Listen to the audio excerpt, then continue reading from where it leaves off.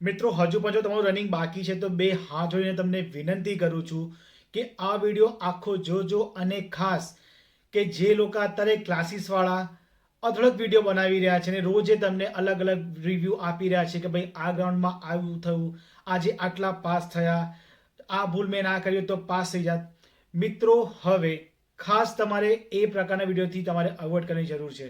જો તમારું રનિંગ હવે આગામી 10-15 દિવસમાં છે તો તમે એક વખત તમારા જે ગ્રાઉન્ડ પર તમારું રનિંગ આવવાનું છે કોઈ એક વ્યક્તિનું એક વખત રિવ્યૂ જોઈ લો કે ભાઈ કેટલા રાઉન્ડ મારવાના છે, ત્યાંની શું સિસ્ટમ છે. બસ એના પછી મિત્રો ખાસ તમે તમારો ટાઈમ ન વેડફો કે વારંવાર જોઈને કે ભાઈ મેં આ ભૂલ કરી તો હું ફેલ થયો કે મેં આ મુજબ પાસ.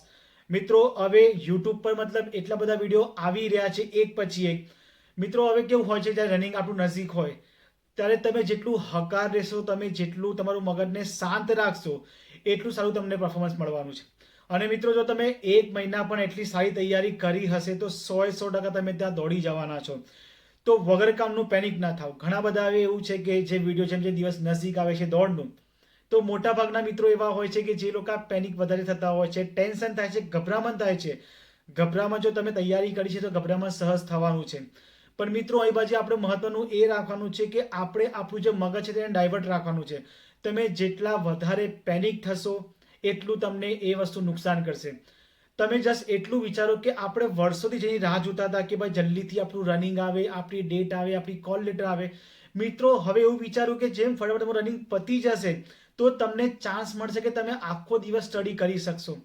તો હવે જેમ ડેટ નજીક આવે છે તો એને પોઝિટિવ વેમાં એવું લો કે ભાઈ ફટાફટ મારું રનિંગ પતી જશે, મારે જે 2-3 સિક્કા વાગે છે કોલેટર પર એ જલ્દીથી વાગી જશે. એના પછી ફક્ત મારે એક બીજી એક્ઝામ હજુ ક્વોલિફાય કરવાની છે લેખિતની. તો તમે આ દિશામાં વિચારવાનો પ્રયત્ન કરો. પણ ઘણા બધા મિત્રો એવા છે કે જે આખો દિવસ ફક્ત વિચારે છે કે હું કેમ ન દોડીશ. કાં તો ઘણા બધા મિત્રો એવા પણ હોય છે કે જેમને ચાલુ ગ્રાઉન્ડે ગીવ અપ કર્યા હોય. જેમ કે હું વાત કરું છું પ્રેક્ટિસમાં. ફોર એક્ઝામ્પલ ધારો કે હું હવે નક્કી કરું કે ભાઈ મારે કાલે ગ્રાઉન્ડ પર જઈને પ્રેક્ટિસ મતલબ કરવાની છે, 5 મિનિટ મારે ટાઈમ લેવાનો છે. હવે ના કહે ના એમ કે અતિશય ઠંડી પડતી હોય ને હું ગીવ અપ કરું તો મિત્રો જ્યાં સુધી આપણી રનિંગ નહીં હતી ત્યાં સુધી મગજમાં વસ્તુ ચાલતી રહેશે કે મેં ગીવ અપ કર્યું તેમાંથી નથી થયું. તો ખાસ એક સલાહ એવી આપું છું કે જો તમારી રનિંગના હવે લગભગ 8-10 દિવસ જો બાકી હોય તો એક પણ વ્યક્તિએ પોતાનો 5 કિલોમીટરનો અને બહેનોએ 16 મિનિટનો ટાઈમ નથી લેવાનો. તમને થોડી નવાઈ લાગશે કે ભાઈ આવું કેમ કે છે, પણ યાદ રાખજો કે રનિંગ ફક્ત ને ફક્ત તમારું માનસિક ગેમ છે. જો તમે પ્રેક્ટિસ કરી હશે તો તમને વાંધો નહીં આવે. પણ હા આ વસ્તુ સ્વીકારવાની છે કે જો તમે ઘણી પ્રેક્ટિસ કરી હશે પણ તમે મગજથી જો વીક થઈ ગયા ને તો 100% તમારું જે પરફોર્મન્સ આવવાનું છે તે નહીં આવી શકે. તો મિત્રો આપણે પ્રયાસ કરવાનો છે કે આપણે ખૂબ હળવાશ રહેવાનું છે, કોઈ પ્રકારનું પેનિક નથી થવાનું. તો ખાસ કે જે લોકો અત્યારે વારંવાર વિડીયો જુએ છે, વારંવાર જુએ છે કે ભાઈ આજે આ ગ્રાઉન્ડ પર શું થયું, અને ઘણા બધા ક્લાસીસમાં નામ નથી કેવું પણ ઘણા બધા કહીએ કે એટલે એટલીસ્ટ ઘણા બધા ક્લાસીસવાળા એવા છે કે હવે ડેલી લગભગ 10-15 મિનિટ કે 50 મિનિટનો વિડીયો બનાવી રહ્યા છે, તેમાં રિવ્યૂ આપે છે ભાઈ આજનો રિવ્યૂ. મિત્રો ફક્ત ને ફક્ત પોતાના વ્યૂઝ છાપી રહ્યા છે, એ વિડીયોમાં ફક્ત ને ફક્ત પોતાનો કોર્સ સેલ કરી રહ્યા છે, તમને એડવર્ટાઇઝ આપી રહ્યા છે. તો ખાસ એક ભાઈ તરીકે હાથ જોડીને વિનંતી કરું છું કે જો તમારી રનિંગ આગામી એક વીકમાં કાં તો 2-3 દિવસમાં કાં તો 10 દિવસમાં હોય તો પ્લીઝ આવા પ્રકારના વિડીયોને અવોઇડ કરજો. તમારું જ્યાં ગ્રાઉન્ડ છે એ વિશે પ્રોપર નોલેજ લઈ લેજો કે ભાઈ ગ્રાઉન્ડ ક્યાં છે, કેવું છે ને કેમ છે દોડવાનું છે. બસ બાકી જો તમે વારંવાર વિડીયો જોશો, અલગ અલગ વ્યક્તિના મંતવ્ય જોશો, એને જો ગ્રહણ કરશો તેમાં તમે છેલ્લે કન્ફ્યુઝ થવાના છો.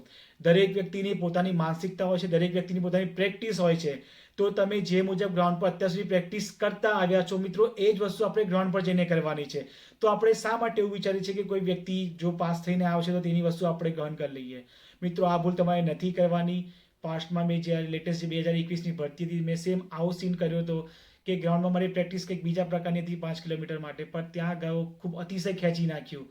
મારો ટાઈમ હું પાસ તો થઈ ગયો હતો પણ જે ટાઈમ મારો ગ્રાઉન્ડ પર આવતો હતો પ્રેક્ટિસ વખતે તે ટાઈમ મારો ત્યારે નહોતો આવ્યો, કારણ કે મેં ભૂલ એવી કરી હતી કે એવા જ બધાના વિડીયો જોઈને હું ગયો હતો અને પછી મેં પણ ગ્રાઉન્ડ જઈને પહેલાંથી બધું ખેંચી નાખ્યું હતું. તો મિત્રો આપણે જે મુજબની પ્રેક્ટિસ અત્યાર સુધી કરી છે ગ્રાઉન્ડ પર, મિત્રો એ જ વસ્તુ આપણે ત્યાં બાજુ કરવાનું છે પરફોર્મ આપણા જે દિવસ આપણી દોડ હોય. તો ખાસ કોઈ પ્રકારના વિડીયોમાં પોતાનું મગજ ન ખરાબ કરો.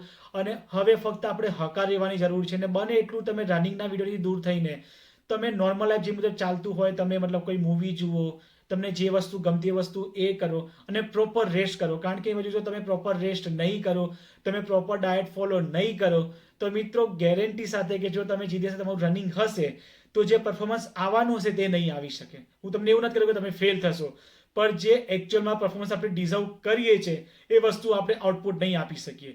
તો ખાસ મગજને શાંત રાખવાની જરૂર છે. કોઈ પ્રકારનું પેનિક થવાની જરૂર નથી. જેટલા પણ દિવસ બાકી છે ફક્ત એને હકારમાં એવું વિચારો કે ભાઈ ફટાફટ મારી રનિંગ પતી જશે. તો મને જે અત્યાર સુધી રનિંગ આપણે કેવું થતું કે આપણે રનિંગ કરીને આવીએ પછી પાછળ આપણને ઊંઘ આવે, મતલબ ટાયર્ડ ફીલ થાય, થકાન જેવું લાગે. પણ મિત્રો જો રનિંગ પતી જશે તેના પછી આપણા પાસે 24 કલાક આખા આપણા હાથમાં છે તૈયારી કરવા માટે.